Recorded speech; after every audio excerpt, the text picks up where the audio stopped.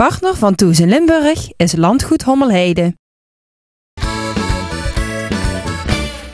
Ja, welkom terug bij Thuis in Limburg. Ik heb het al een paar keer verteld vandaag. Het is vandaag precies 35 jaar geleden dat rock-and-roll legende Elvis Presley stierf. En om dat min of meer te herdenken hebben wij de Limburgse rock-and-roll held Johnny Memphis uitgenodigd. Johnny, welkom. Dankjewel. Elvis Presley, wat doet dat met jou op zo'n dag? Ja, toch wel heel veel. Het is mijn grote idool. Mijn grote inspiratiebron ook om überhaupt te gaan zingen. Dus ja, wel een speciale dag ieder jaar, 16 augustus. Ja, doe je dan ook iets speciaals? Denk je hem? Ja, ik heb niet echt een vast ritueel of iets. Maar ja, het is toch wel ieder jaar even 's avonds dan een dvd'tje opzetten. Doe ik dat al vaker, maar op de 16e sowieso toch even een speciaal momentje om hem even te herdenken. En ja, 10 jaar geleden ben ik ook in Memphis geweest op 16 augustus. Net als Jacques Poels net vertelde. Ja, hij was er iets later geloof ik. In 2002 ben ik geweest. Toen was Elvis 25 jaar sterfdag. Dus ja, het is wel heel speciaal. Hoe is dat daar? Ja, het is heel apart. Je komt uit het vliegtuig en het eerste wat ik dacht van wow, ik ben in Memphis. Ja, en vervolgens ga je dan daar een tour maken. En de tweede of de derde dag dat we er waren, gingen we dan ook daadwerkelijk naar Graceland en naar het graf van Elvis. Ja, en dat is wel heel apart om daar te staan. Ja, en je hebt natuurlijk Memphis, heb je ook je achternaam aan te danken. Je artiestennaam ja. Weliswaar. Inderdaad. Dat is extra speciaal, kan me voorstellen. Ja, dit is natuurlijk ook niet voor niks Memphis, want buiten Elvis Presley zijn natuurlijk ook Roy Orbison, Jerry Lee Lewis, Johnny Cash, een aantal andere helden voor mij dan Carl Perkins. Er zijn allemaal in Memphis begonnen in de Sun Studios, dus vandaar Johnny Memphis. Ja, precies. Logische keuze. Ja. Kan je nog herinneren de eerste keer dat je Elvis Presley hoorde? Ja, absoluut. Ik was een jaar of 5, 6 oud en in de hoek van de kamer bij mijn ouders, oude platenspeler nog. En daar lagen verschillende LP's. De Hollies, de Beatles. En daar lag ook Elvis Presley tussen. En die LP heb ik gedraaid. En ik heb daarna nooit meer iets beters gehoord. Nee? Het is nooit beter geworden dan Elvis Presley? Nee, vind ik niet. Nee, ook de hedendaagse muziek, heb je daar überhaupt wat mee? Of is het voor jou rock'n'roll en niet meer dan dat? Nee, kijk, ik ben wel liefhebber natuurlijk van de muziek van de jaren 50, 60, ook nog wel 70. Maar bedoel, er zijn zoveel andere goede muziek, wordt er nu ook nog gemaakt. Alleen in mijn ogen is dat niet beter dan wat er in de jaren 50, 60 gebeurde, inderdaad. Nee. Maar waar moet ik aan denken dan? Wat luister je nu bijvoorbeeld? Want... Nou, ik vind bijvoorbeeld, dat is dan uit de jaren 80, Roxy Music vind ik heel erg goed. Robbie Williams, U2, om maar wat te noemen. Ja, en ook Jerry Lee Lewis, hij leeft nog altijd, maakt ook nog altijd nieuwe cd's. Dat blijft ook altijd heel erg goed. Dus, Hoe had het uitgezien, denk je, als Elvis niet zo vroeg gestorven was? Ja... Dat zul je nooit weten. Ik hoor wel eens van mensen die denken van ja, omdat hij jong gestorven is het ook een legende geworden. Daar zit misschien ook wel wat in. Ja. Alleen ik denk dat Elvis ook tijdens zijn leven al zodanig een pionier was. Hij was met zoveel dingen de eerste. Dat hij absoluut, als hij nu nog had geleefd, ook een legende was geweest. Ja, denk ik wel. En ja, waarschijnlijk ook gewoon nieuwe muziek uitgebracht. Misschien niet meer op zijn 75ste, maar... Ja, ik denk dat hij wel nog... Jerry Lee Lewis is ook 77, die brengt ook nog cd's uit. Ik denk dat Elvis dat ook al had gedaan. Ik denk dat hij wel...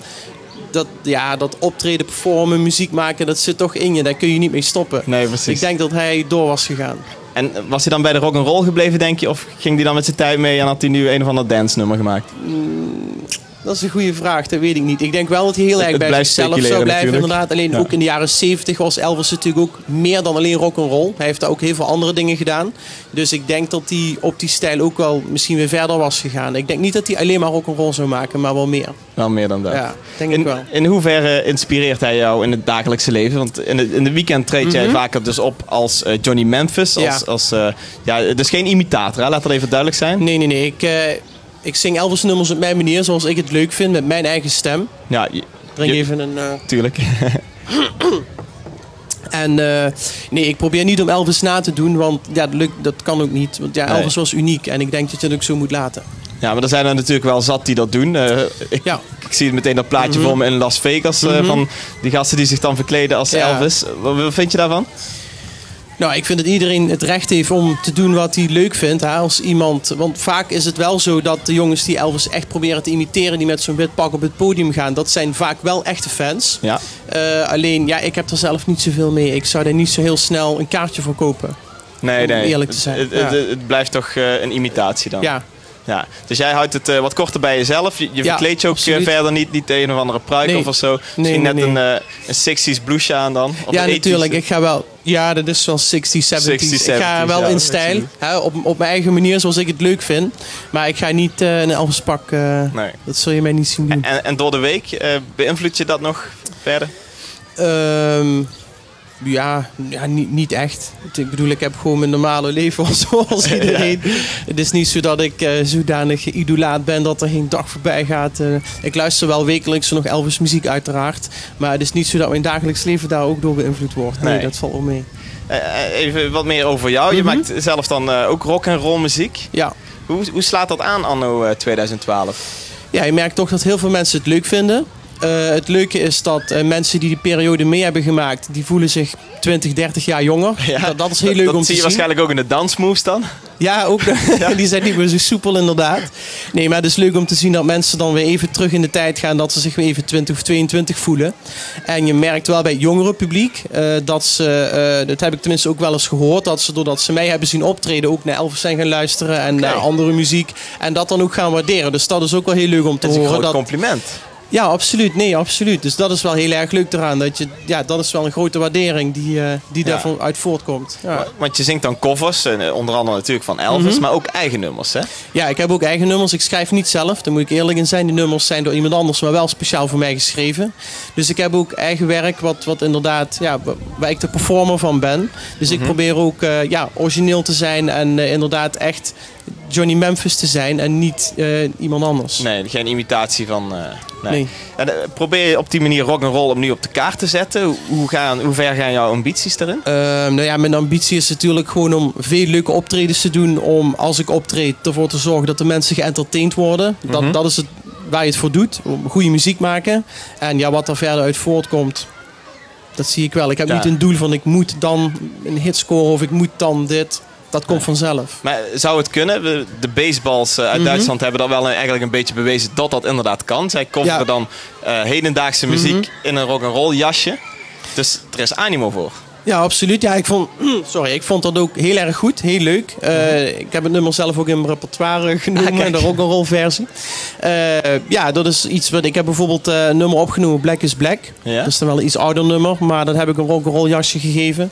Dus zoiets soortgelijks heb ik ook wel eens gedaan. En het zou natuurlijk mooi zijn om nu nog een keer met een rock'n'roll nummer een hit te scoren uiteraard. Ja, wauw. Je gaat nu een eigen nummer doen, geloof ik, hè? I Might heet het. Het nummer is origineel van Shakin' Stevens uit de jaren 80. En ik heb daar inderdaad heb ik het opgenomen. Het komt op mijn nieuwe cd te staan.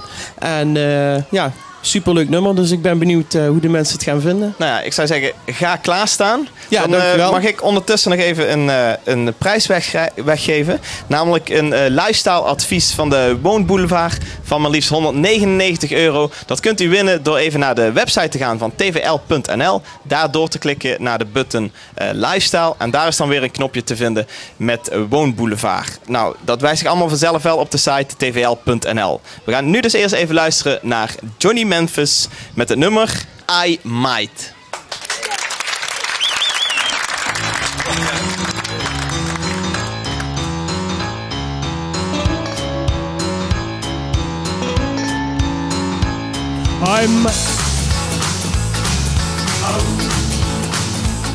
I might just fall in love with you tonight.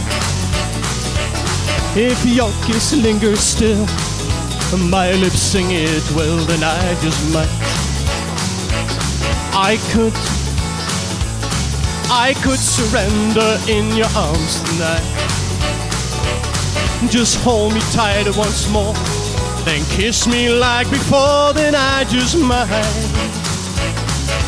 Lately I found my resistance is down every time when I look in your eyes. My head starts to spin, I try not to give in, but if you catch my heart by surprise,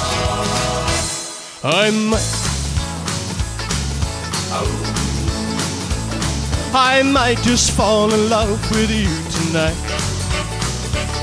If your kiss lingers still, my lips sing it well, then I just might. Here we go! Ai, ai, ai!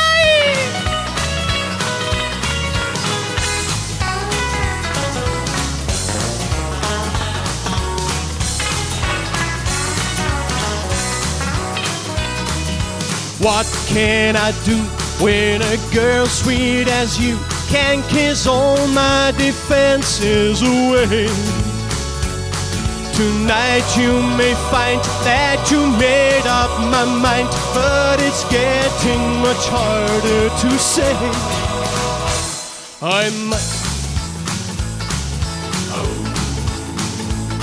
I might give up my heart without a fight. I never thought I would, but now I think I could, and I just might. Here we go!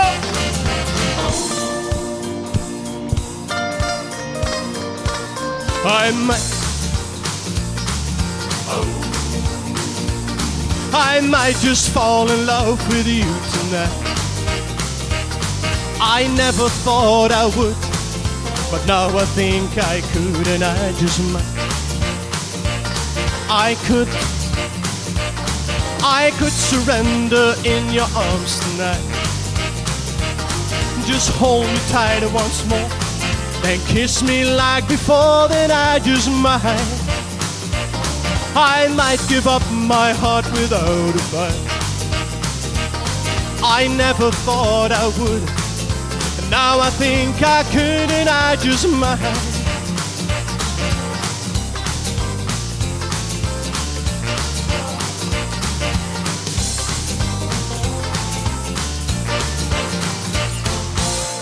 I might. Dankjewel. Dankjewel. Ja, Johnny Memphis. Geweldig mooie muziek. We gaan nu nog even verder met de stad die vandaag centraal staat, Lanaken. Want binnen Lanaken ligt een heel mooi dorpje genaamd Oud-Rekum. En Oud-Rekum is afgelopen jaar gekozen tot het mooiste dorpje van Vlaanderen. Kijk maar eens even mee waarom.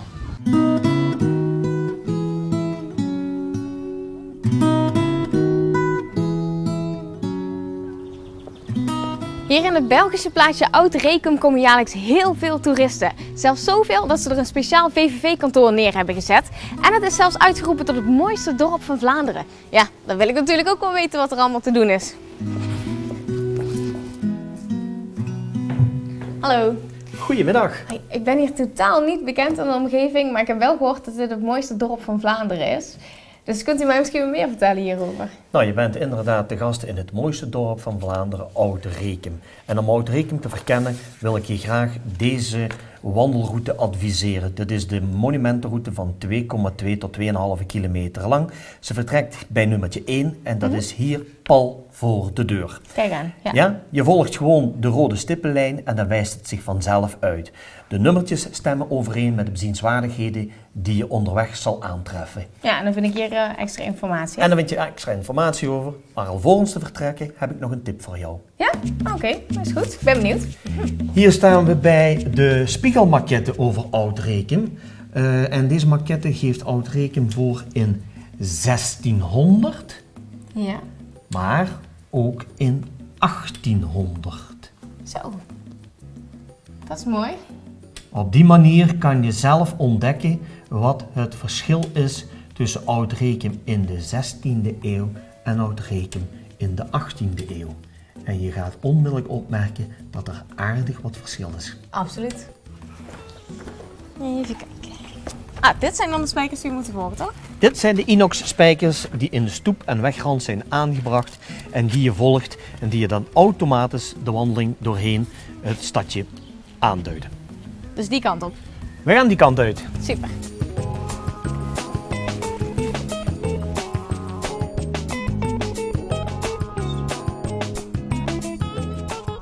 Nou, hier heb je dan de Uikhoverpoort. Ja? En de Uikhoverpoort kreeg die naam omdat het een poort is die toegang heeft tot de stad, komende vanuit de richting van Uikhoven. Leuk hierbij is dat dit één van de 5 overgebleven stadspoorten is uit die tijd. Dus je had vroeger 5 stadspoorten en eentje daarvan... Dit is de enige die Dit is de enige die over is gebleven. Dus, en die houden ook mooi intact.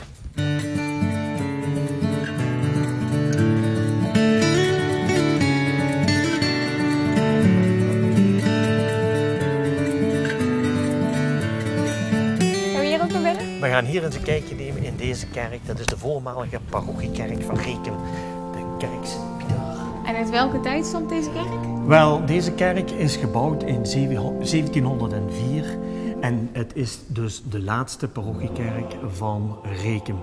Dus ze heeft dienst gedaan tot, ik denk, 1956 als parochiekerk en daarna is de parochie verhuisd naar meer het centrum van Rekem. De museumkerk is ingericht als museum en je krijgt hier informatie over een aantal religieuze thema's, zoals onder andere geboren worden en gedoopt worden, je communie doen, huwen en natuurlijk ook helaas, maar het is voor iedereen zo, sterven. Ja. En aan de hand van de panelen die aan onze linkerkant staan opgesteld, wordt dat hele verhaal stap voor stap uitgelegd. En heeft dit gebouw nou ook meerwaarde gehad om uitgeroepen te worden tot het mooiste dorp van Vlaanderen? Uiteraard, zulke kerk als patrimonium helpt natuurlijk. De mensen komen graag kijken naar zulke mooie kerk. Heel bijzonder is ook vooraan in het koor de trompe-l'œil, zoals men dat met een chic woord noemt. Ja, je merkt dus dat het een gezichtsbedrog is, want men heeft een koor geschilderd, terwijl het eigenlijk een vlakke muur is.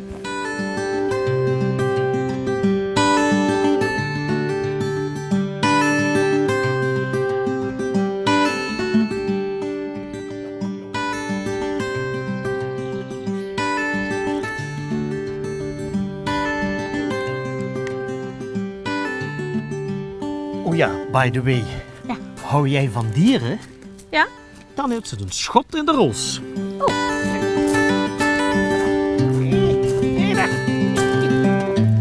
Ik weet niet om wat voor dieren het gaat, maar ik heb zo'n vermoeden dat het om paarden gaat. Dat heb jij ontzettend goed geraden, want bij Toerisme Lanaken verhuren we ook huifkarren. Je kan via Toerisme Lanaken een huifkar huren voor een dagje uit met paard en kar. Het vertrek is 's morgens om 2:30, 's middags ben je terug rond 1 uur of 2:30, 3 uur. Voor 's middags echt mooi een hele dagvulling. Het is ongeveer een hele dag gevuld. Voor 's middags heb je ook je eigen picknick mee. Vader, moeder, vrienden, vriendinnen op de kar, samen een dagje uit met de huifkar doorheen de Lanakense bossen en omgeving. Maar er zit niemand bij, dat is echt puur... Het leuke aan dit verhaal is dat jij zelf de paarden mag sturen, dat jij zelf mag mennen. En geloof me, dat is echt de moeite waard. En dat gaat goed? En dat gaat goed. Nou, ik ben benieuwd. Maar ja, nou ik hier toch ben, kijk, ik wil eventjes naar die paardjes toe. Doe dat. Dus bij deze nogmaals hartelijk dank voor de mooie rondleiding. En veel succes met de rondleidingen die nog gaan komen. Graag gedaan. Hopelijk jij nog een keer terug bij ons in het mooiste dorp van Vlaanderen. Of ik bij jou. Vast wel. Goed zo. Dankjewel. Hoi. Hoi.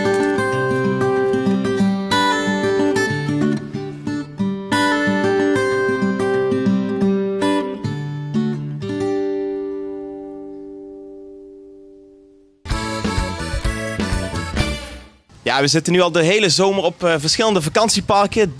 Deze 2 weken zitten we hier in Hommelheide. En er komt natuurlijk meer bij kijken dan alleen lekker zwemmen en luieren in de zon. Wendy ging namelijk mee met de technische dienst en kon ervaren wat dat allemaal een beetje inhoudt op zo'n vakantiepark. Nou, vandaag ga ik hier op het park een kijkje nemen bij de technische dienst. En waar kun je die nou het beste vinden? Uiteraard bij de koffie. Hallo. Goedemorgen. Hoi, Wendy. Hoi.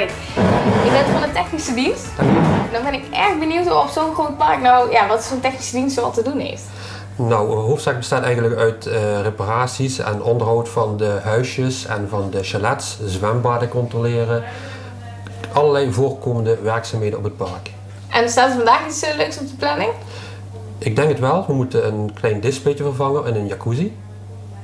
Kijk.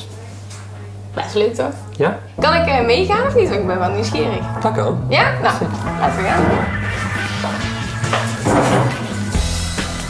Nou, we zouden naar de jacuzzi gaan, alleen ik zie nu dat er kindertjes staan te wachten voor de glijbaan. Dus die gaan we nu eventjes aanzetten. Want die kunnen er nu nog niet vanaf? Nee, dat gaat nog niet. Gaan we nu doen. Oké, nou, even wachten hè. Zo, er zijn er eigenlijk wat buisjes en dingetjes die erbij komen kijken. Ja, dat klopt.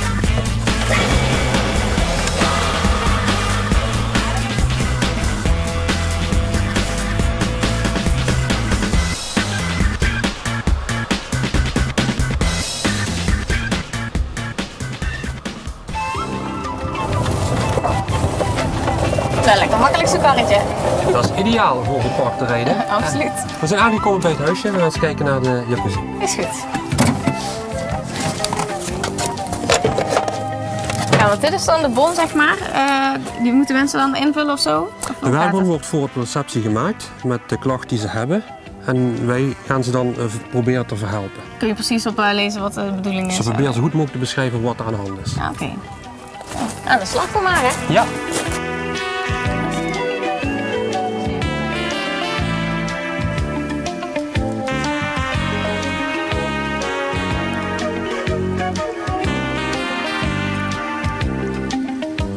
Kijk eens aan, er kan weer gebubbeld worden. Dat kan weer. Nou, mooi zo. Op naar de volgende klus. De volgende klus is eventjes kijken naar een kookplaat die vervangen moet worden. Gaan we nu even zien. Dat is weer heel wat anders.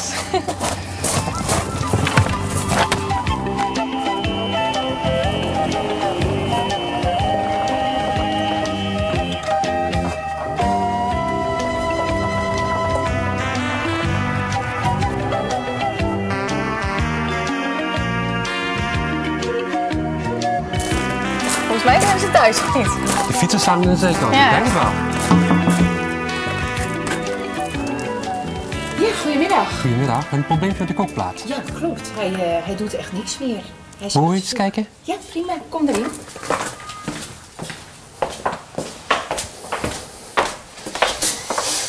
Zo, dan gaan we eens kijken wat Lijkt me best ingewikkeld. Nee, het valt reuze mee. Ja? Ja. Eens kijken wat er mee aan de hand kan zijn. Nou, dan gaan we eens kijken of we daar iets aan kunnen ontdekken. En is het een snelle service hier, toen u de klacht had ingediend? Ja, prima hoor. Ze Ja? kwamen meteen. Ja. Oké, dus wat dat betreft is het goed geregeld. Ja hoor, zeker. Ik kan wel lekker gaan koken.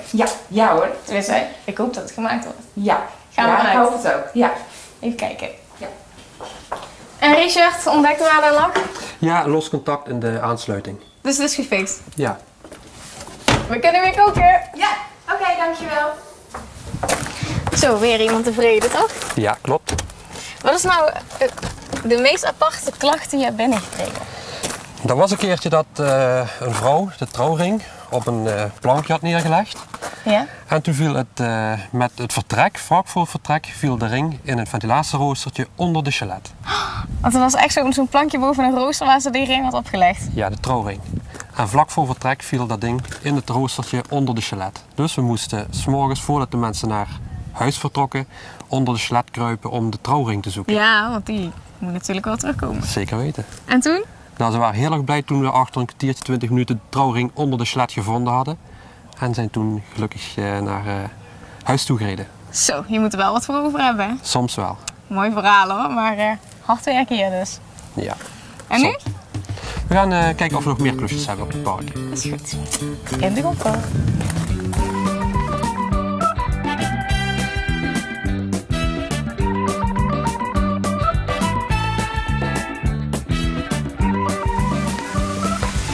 Volgende missie. Ja, we gaan nu eventjes binnen het zwembadwater testen voor de 2 zwembaden. Ja? En kijken of alles in orde is voor de rest. Kijk, ook al zo'n vervelend dingetje. Ja.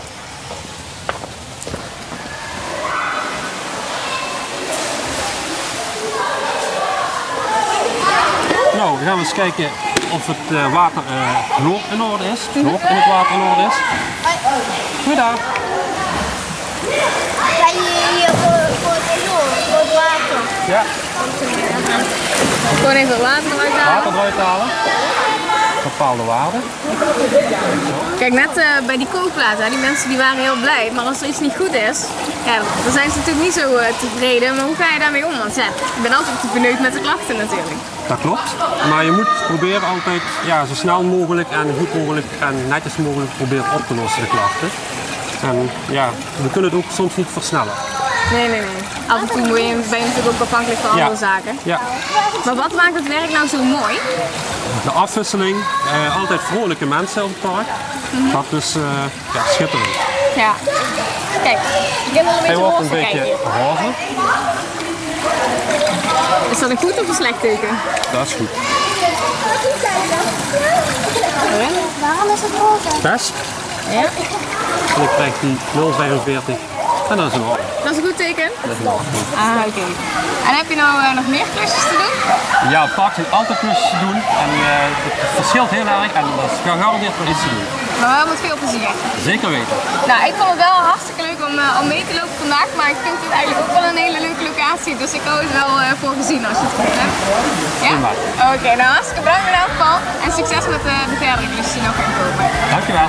Ik ga zwemmen. Ja, en wil u nou eens een leuk bezoekje winnen hier op het vakantiepark in Hommelheide? Ga dan naar onze Facebookpagina en klik daar even op Vind ik leuk bij het berichtje van Hommelheide. Dan is het nu tijd voor de laatste reportage van Lanaken dat Wendy bezocht. Het staat namelijk dit jaar helemaal in het teken van cultuur. En bent u nou een cultuurfreak, houdt u een beetje van kunst, dan kunt u daar zeker uw hart ophalen. Ik heb even een uitstapje gemaakt over de grens in België, namelijk naar het Oud-Rekum, om een beetje cultuur te proeven. En als ik hier kijk naar al die pandjes om me heen, dan lukt dat al aardig. Maar ja, wie me daar alles over kan vertellen is Guy Franke. En daar ga ik nu naartoe.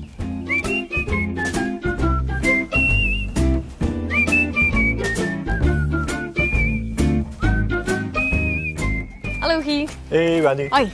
Fijn u te ontmoeten. Ja, u kunt me alles vertellen over de cultuur hier, heb ik begrepen. Ja, dat klopt. We bevinden ons hier in Oud-Rekum en ik wil u wel wat vertellen over de culturele activiteiten die nog plaatsvinden in de rest van deze zomer, hier in Lanaken. Maar ik ben eigenlijk ook wel benieuwd, want ik zie hier allemaal mooie panden om me heen. Maar waar zijn we nou precies? Wat is dat klopt. Dit is hier het gebouw Daspermolinde. Ja? Ja, het kasteel Daspermolinde. En hier in dit kasteel bevindt zich een heel mooie expositie. Meer bepaald de expositie Manifest Aanwezig.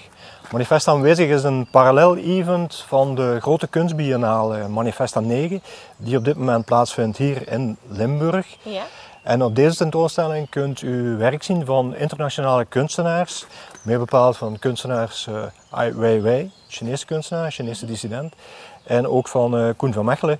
Maar daarnaast ook nog heel veel schilderijen, sculptuur, foto's, video's, installaties van andere internationale kunstenaars. Maar we hebben nog een andere mooie expositie hier in Rekum, meer bepaald Tuinen in Beeld. Dat is een expositie in een heel mooi park hier in Oud-Rekum. Ja. Het park is sowieso al de moeite waard om te bekijken, maar de tentoonstelling ook. En in dat park vindt u bronzen sculpturen van de Belgisch-Limburgse kunstenaar Leo Kams. Oh, die staan daar echt gewoon in het park en iedereen kan daar vrij toegankelijk ook naartoe? Of iedereen kan daar vrij toegankelijk naartoe. De expositie in het park loopt tot begin september. De expositie hier in dit gebouw die loopt tot eind september en is elk weekend te bezichtigen. En bij die exposities komen er echte kunstkenners op af of is het gewoon een breed publiek? De exposities, ja, de expositie hier in dit gebouw, dat is natuurlijk hedendaagse kunst. Dat is misschien iets minder toegankelijk, maar toch wel de moeite waard om eens een keer te bekijken. De expositie in het park, dus dat is een zeer toegankelijke expositie. Ook natuurlijk omdat de locatie wat toegankelijker is en je er gewoon lekker kunt zitten in de tuin, neem ik aan. Je kunt er lekker rondwandelen, maar dit gebouw is ook wel de moeite om eens een keer in rond te wandelen. Maar heeft Rekum of Lanaken, want we zitten in de gemeente Lanaken, verder nog iets te bieden? Ja, weet je, de kunstenaar Leo Kams, die beelden heeft staan in het park, die heeft ook beelden staan in de Waterburg in Pietersum. Okay. En in de Waterburg zijn er niet alleen de beelden van hem te zien, maar zijn er ook regelmatig een aantal aperitiefconcerten. Er is ook nog een straattheaterfestival, namelijk Theater aan de Maas in Herberg. Dat is een klein dorpje dat ligt in de winterbedding van de Maas. Ja. En daar is de tweede of de derde zondag van augustus is daar een openlucht straattheaterfestival met circusacts, muziek, straatanimatie. Dus toch wel de moeite waard om eens een keer te komen bekijken en het is zeer toegankelijk. Nou ja, hopen dat het weer iets beter is. Volgens mij kunnen we beter naar binnen gaan nu, toch? Ja, ik zou zeggen, kom even mee naar het cultureel centrum in Lanaken en dan geef ik u nog wat informatie over de cultuurprogrammatie van het nieuwe seizoen.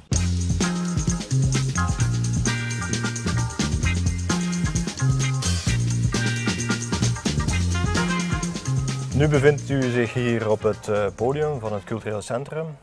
En de zomeractiviteiten zijn achter de rug. En eind september start hier het nieuwe cultuurseizoen. Rob de Nijs is hier aanwezig. Stef Bos zal er ook zijn. Frank Boeien is er. Dan de Scene. Ken je ze nog? Ja, absoluut. Ja. Dus dit zijn allemaal Nederlandse artiesten die hier op dit podium aanwezig zullen zijn. Dat zijn mooie namen. Dat zijn inderdaad mooie namen. Er is natuurlijk nog veel meer informatie te vertellen. Maar ik stel voor dat ik jou dit brochuurtje geef waar de hele programmatie van het cultureel centrum in staat. Ik kan eens even rustig kijken natuurlijk, hè? Ja, je kunt daar rustig in kijken en ik stel voor dat we dit doen in ons cultuurcafé dat verleden seizoen helemaal heringericht is.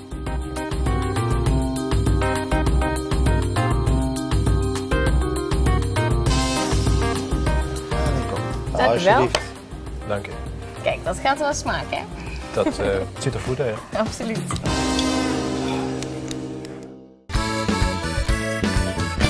Dit was Thuis in Limburg weer voor vandaag. Morgen is er natuurlijk weer een nieuwe uitzending. Dan hebben we onder andere Ger Koopmans te gast, Tweede Kamerlid, en muziek van Christ Kuppens. Kijken dus.